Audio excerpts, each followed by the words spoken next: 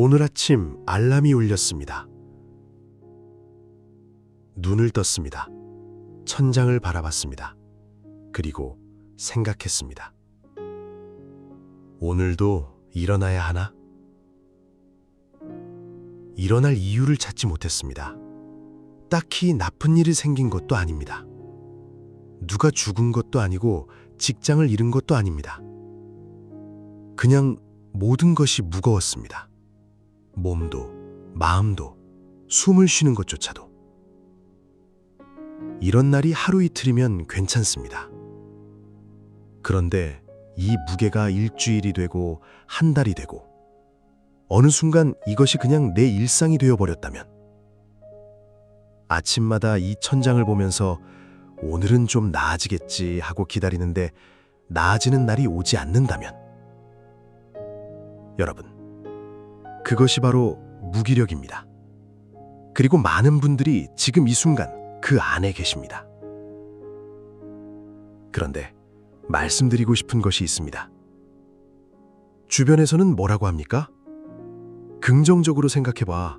운동 좀 해봐. 감사한 것들을 적어봐. 교회에서는 뭐라고 합니까? 기도가 부족한 거야. 믿음이 흔들린 거야. 하나님을 더 붙들어야 해. 그 말들이 틀린 말은 아닙니다. 하지만 무기력한 사람에게 그 말들은 마치 익사하는 사람에게 수영을 배우라고 말하는 것과 같습니다. 맞는 말이지만 지금 이 순간에는 닿지 않는 말입니다. 오늘 저는 그 말 대신 다른 이야기를 드리려 합니다.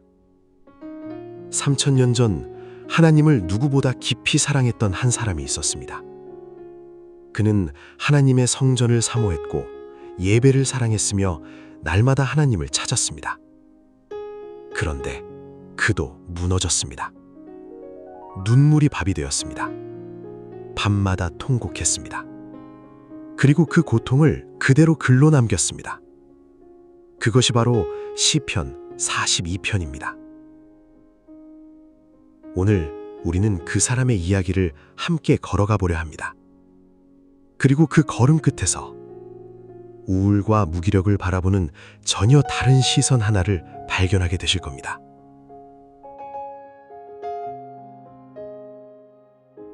우리는 지금까지 우울과 무기력을 어떻게 다루어왔을까요?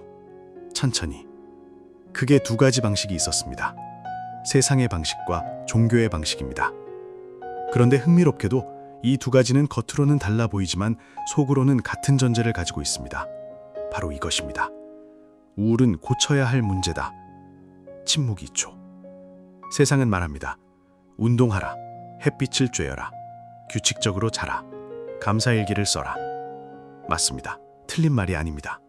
그런데 여러분, 이 모든 조언의 밑바닥에 깔린 메시지가 무엇인지 아십니까? 그것은 이것입니다. 지금 당신의 상태는 정상이 아니니 빨리 정상으로 돌아와야 한다. 호흡 후. 그 말을 들을 때마다 무기력한 사람은 무기력함 위에 한 가지를 더 얹게 됩니다. 바로 죄책감입니다. 운동도 못하는 나, 감사도 못 느끼는 나, 햇빛 아래 나가지도 못하는 나, 고쳐야 하는데 고쳐지지 않는 나. 그 죄책감이 무기력 위에 쌓이면 사람은 더 깊이 가라앉습니다. 천천히. 그렇다면 신앙의 언어는 어떻습니까? 기도하면 나아집니다. 말씀을 붙들면 됩니다. 하나님을 더 찾으면 됩니다. 여러분, 저는 이 말들을 부정하는 것이 아닙니다. 그러나 시편 42편의 시인을 보십시오. 그는 기도했습니다. 하나님을 찾았습니다. 성전을 사모했습니다. 그런데도 그의 눈물은 멈추지 않았습니다. 그의 고통은 사라지지 않았습니다. 침묵이 있죠. 기도했는데도 우울합니까? 말씀을 읽었는데도 무기력합니까? 그렇다면 신앙이 부족한 것이 아닙니다. 시인도 그랬습니다. 엘리야도 그랬습니다. 다윗도 그랬습니다. 예레미야는 자신이 태어난 날을 저주했습니다. 이들은 믿음이 없어서 무너진 것이 아닙니다. 오히려 하나님과 가장 깊이 씨름했던 사람들이었습니다. 호흡 후. 지금 이런 생각이 드시는 분이 계실 겁니다. 그렇다면 저는 왜 이럴까요? 저도 기도하는데, 저도 교회 나가는데 왜 저는 이렇게 무기력한 걸까요? 혹시 제가 뭔가 잘못하고 있는 건 아닐까요? 침묵이 있죠. 그 질문, 오늘 이 영상이 끝날 때까지 함께 붙들고 가겠습니다. 그리고 그 질문에 대한 성경의 대답은 여러분이 예상하는 것과는 전혀 다를 수 있습니다. 먼저 한 가지만 말씀드리겠습니다. 우울과 무기력은 당신의 실패가 아닙니다. 그것은 당신의 영혼이 무언가에 목말라 있다는 신호입니다.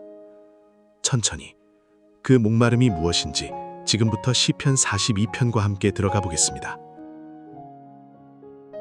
시편 41편 1절을 읽겠습니다. 하나님이여, 사슴이 시냇물을 찾기에 갈급함같이 내 영혼이 주를 찾기에 갈급하니이다. 여러분, 이 구절을 읽을 때 어떤 장면이 떠오르십니까? 많은 분들이 평화로운 장면을 떠올리실 겁니다. 맑은 시냇가, 한가롭게 물을 마시는 사슴. 그런데 히브리어 원문에서 이 단어 갈급함은 그런 여유로운 목마름이 아닙니다. 이것은 생사의 기로에 선 목마름입니다. 사막을 헤매다 탈진 직전에 물을 찾는 사슴의 목마름입니다. 숨이 넘어갈 것 같은 절박한 갈증입니다. 시인은 지금 평온하게 하나님을 찾는 것이 아닙니다. 그는 죽을 것 같은 갈증으로 하나님을 찾고 있습니다. 그리고 그 갈증 자체가 사실은 놀라운 진실을 담고 있습니다. 목마른 사람은 살아있는 사람입니다. 갈증을 느끼지 못하는 사람이 오히려 위험한 사람입니다. 당신이 지금 하나님 앞에서 목마르다면 그것이 당신의 영혼이 아직 살아있다는 증거입니다. 2절과 3절을 보겠습니다. 내 영혼이 하나님 곧 살아계시는 하나님을 갈망하나니 내가 어느 때에 나아가서 하나님의 얼굴을 배울까?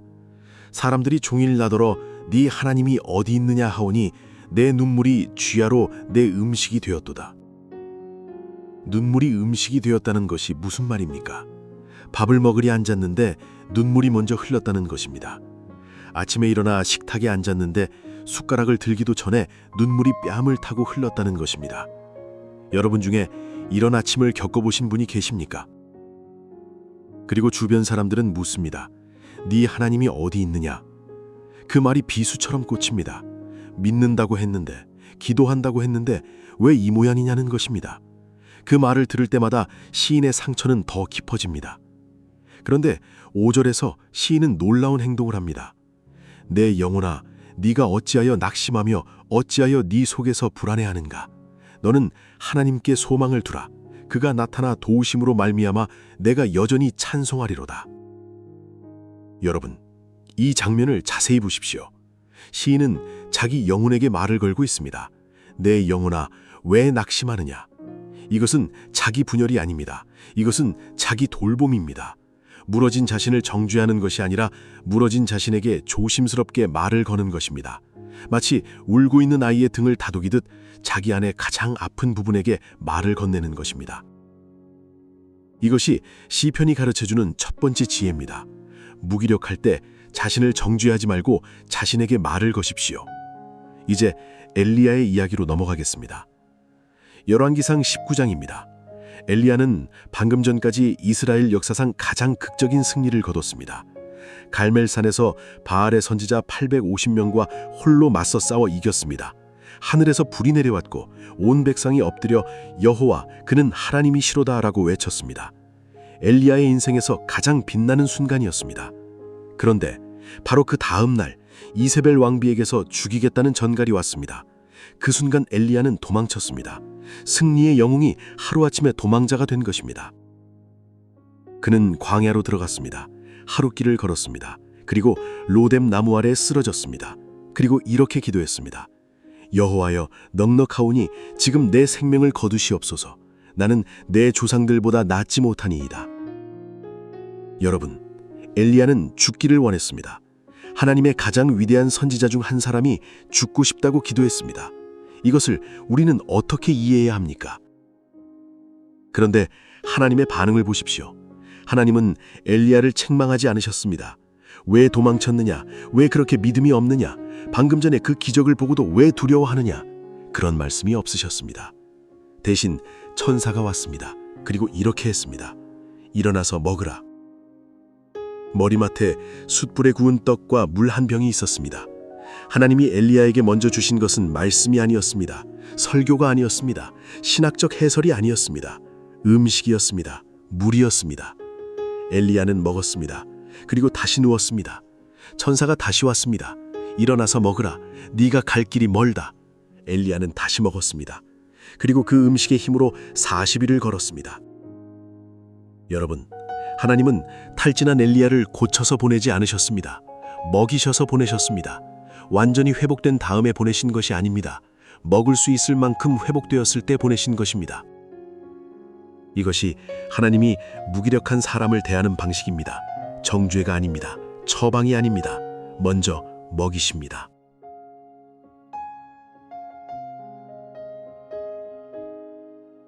여러분, 지금까지 우리는 시편 42편의 시인과 엘리야를 보았습니다. 그런데 여기서 한 가지 매우 중요한 사실을 짚고 넘어가야 합니다. 시편 42편은 해결로 끝나지 않습니다. 11절, 마지막 절을 읽겠습니다. 내 영혼아, 네가 어찌하여 낙심하며 어찌하여 내 속에서 불안해하는가? 너는 하나님께 소망을 두라. 나는 내 얼굴을 도우시는 내 하나님을 여전히 찬송하리로다. 이 구절 어디선가 보신 적 있지 않습니까? 맞습니다. 5절과 거의 똑같습니다. 시인은 5절에서 자기 영혼에게 말을 걸었고 그 이후로 깊은 이야기들을 풀어냈습니다. 그런데 11절에 와서 그는 또 같은 질문을 합니다. 내 영혼아, 왜 낙심하느냐? 이것이 무엇을 의미합니까? 시편 42편을 쓴 이후에도 시인은 여전히 낙심했습니다. 기도하고 하나님을 찾고 성경에 기록될 만한 아름다운 고백을 남겼음에도 불구하고 그는 여전히 같은 자리에서 같은 질문을 하고 있었습니다. 여러분, 이것이 우리에게 주는 해방감이 얼마나 큰지 아십니까? 회복은 직선이 아닙니다. 오늘 은혜를 받았다고 해서 내일 완전히 달라지는 것이 아닙니다. 오늘 눈물로 기도했다고 해서 모레 아침에는 가볍게 일어나는 것이 아닙니다. 시인도 그랬습니다. 그는 같은 자리로 돌아왔습니다. 그리고 또 말을 걸었습니다. 그것으로 충분했습니다. 잠깐 영상을 멈추고 생각해 보십시오. 지금 이 순간 당신의 영혼은 무엇에 목말라 있습니까? 인정받고 싶은 것입니까? 누군가에게 진심으로 이해받고 싶은 것입니까? 아니면 그냥 이 피로함이 끝나기를 바라는 것입니까? 무엇이든 괜찮습니다. 그 목마름을 지금 이 자리에서 잠시 바라봐 주십시오. 자, 계속하겠습니다. 여러분, 우리가 우울과 무기력을 두려워하는 이유가 무엇입니까? 그것이 끝나지 않을 것 같기 때문입니다. 이 상태가 영원히 지속될 것 같은 공포, 그것이 우울을 더욱 깊게 만드는 요인입니다. 그런데 시편 42편은 그 공포에 대해 매우 독특한 방식으로 대답합니다. 시인은 해결책을 제시하지 않습니다. 이렇게 하면 나아진다는 공식을 주지 않습니다. 대신 그는 자신의 고통을 하나님 앞에 그대로 가져갑니다. 원망도 가져갑니다. 눈물도 가져갑니다. 하나님이 어디 있냐는 주변의 조롱도 그대로 하나님께 말합니다. 여기서 역설이 등장합니다. 시인은 하나님을 원망하면서 하나님께 말을 걸었습니다. 하나님이 보이지 않는다고 외치면서 하나님을 향해 외쳤습니다. 이것이 역설입니까? 아닙니다. 이것이 기도입니다. 가장 정직한 기도입니다. 여러분, 하나님은 완벽하게 정제된 기도만 받으시는 분이 아닙니다. 눈물도 받으십니다. 원망도 받으십니다. 왜 이러십니까? 라는 항의도 받으십니다. 욥은 하나님께 따졌습니다. 예레미야는 하나님께 울부짖었습니다. 다윗은 하나님께 자신의 원수를 갚아달라고 외쳤습니다. 그리고 하나님은 그 모든 기도를 성경에 기록하셨습니다. 왜입니까? 하나님은 그 기도들이 진짜였기 때문입니다. 포장되지 않았기 때문입니다. 그 기도들은 하나님과의 진짜 대화였습니다. 그리고 그 대화를 시작하는 순간 이미 회복은 시작된 것입니다. 로마서 8장 26절입니다. 이와 같이 성령도 우리의 연약함을 도우시나니 우리는 마땅히 기도할 바를 알지 못하나 오직 성령이 말할 수 없는 탄식으로 우리를 위하여 친히 간구하시느니라. 말할 수 없는 탄식. 기도의 언어를 찾지 못할 때 성령이 탄식으로 대신 기도하신다는 것입니다. 여러분이 무기력해서 기도할 말을 모를 때 그냥 앉아서 울기만 해도 충분합니다. 성령이 그 울음을 기도로 옮기십니다. 잠깐 멈추고 이 질문을 드리겠습니다. 지금 이 순간 당신 안에 어떤 목소리가 당신을 정죄하고 있습니까? 이 정도로 무기력하면 안 되는데, 이제 좀 일어나야 하는데, 남들은 다 잘 사는데 나만 왜 이러지? 혹시 이런 목소리가 들립니까? 그 목소리, 하나님의 목소리가 아닙니다. 그것은 오랫동안 우리 안에 쌓인 세상의 기준, 타인의 시선, 스스로에 대한 냉혹한 판단입니다. 하나님은 엘리야에게 왜 도망쳤냐가 묻지 않으셨습니다. 먼저 먹이셨습니다. 그것이 하나님의 방식입니다. 먼저 먹이고 먼저 쉬게 하고 그 다음에 말씀하십니다. 여러분, 무기력은 영혼의 고장이 아닙니다. 무기력은 영혼이 지금 이 속도로는 더 이상 갈 수 없다고 보내는 신호입니다. 그 신호를 억지로 끄려하지 마십시오. 그 신호 앞에 잠시 멈추십시오. 그리고 기억하십시오. 시편 42편의 시인은 11절에서 다시 같은 낙심을 고백했지만 그 고백 끝에 또 이렇게 말했습니다. 나는 내 얼굴을 도우시는 내 하나님을 여전히 찬송하리로다. 여전히. 아직도 낙심하면서 여전히 찬송하겠다고 했습니다. 이 두 가지가 동시에 존재하는 것, 그것이 신앙입니다. 완전히 회복된 다음에 찬송하는 것이 아닙니다. 아직 낙심 중에 여전히 하나님을 바라보는 것, 그것이 시편이 우리에게 가르쳐주는 신앙의 실제 모습입니다. 자, 이제 오늘의 마지막입니다. 시편 42편의 시인은 해결책을 주지 않았습니다. 엘리야도 완전히 회복된 모습으로 끝나지 않았습니다. 그런데도 그들은 계속 걸었습니다. 오늘 저도 여러분께 이렇게 하면 우울이 사라집니다 라는 말을 드리지 않겠습니다. 대신 오늘 하루 조금 다르게 바라볼 수 있는 시선 3가지를 드리겠습니다. 첫 번째, 우울을 죄책감 없이 인정하는 언어를 찾으십시오. 나는 지금 무기력하다가 아니라 나는 지금 목마르다고 말해보십시오. 무기력은 실패의 언어입니다. 목마름은 갈망의 언어입니다. 같은 상태를 다르게 부르는 것만으로도 자신을 대하는 방식이 달라집니다. 시인은 자신의 상태를 사슴의 갈급함으로 표현했습니다. 그것은 자기 자신을 정죄하지 않는 언어였습니다. 두 번째, 하나님께 원망으로라도 말을 거십시오. 완벽한 기도를 준비하지 않아도 됩니다. 하나님, 저 지금 너무 힘듭니다. 왜 이러십니까? 그것으로 충분합니다. 시인이 그랬고 엘리야가 그랬고 욥이 그랬습니다. 하나님은 그 기도들을 성경에 남기셨습니다. 원망도 대화입니다. 대화를 시작하는 순간 이미 혼자가 아닙니다. 세 번째, 몸부터 돌보는 순서를 기억하십시오. 하나님이 탈진한 엘리야에게 먼저 주신 것은 말씀이 아니라 음식이었습니다. 오늘 억지로 긴 기도를 하지 않아도 됩니다. 억지로 성경을 펼치지 않아도 됩니다.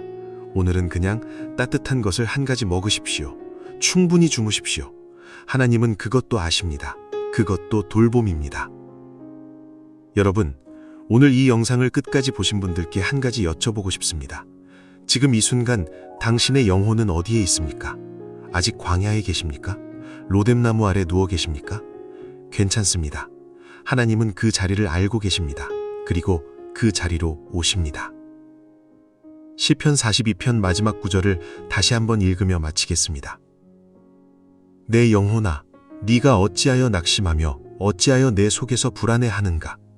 너는 하나님께 소망을 두라. 나는 내 얼굴을 도우시는 내 하나님을 여전히 찬송하리로다.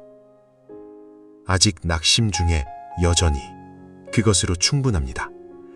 오늘도 여기까지 걸어오신 여러분, 수고하셨습니다.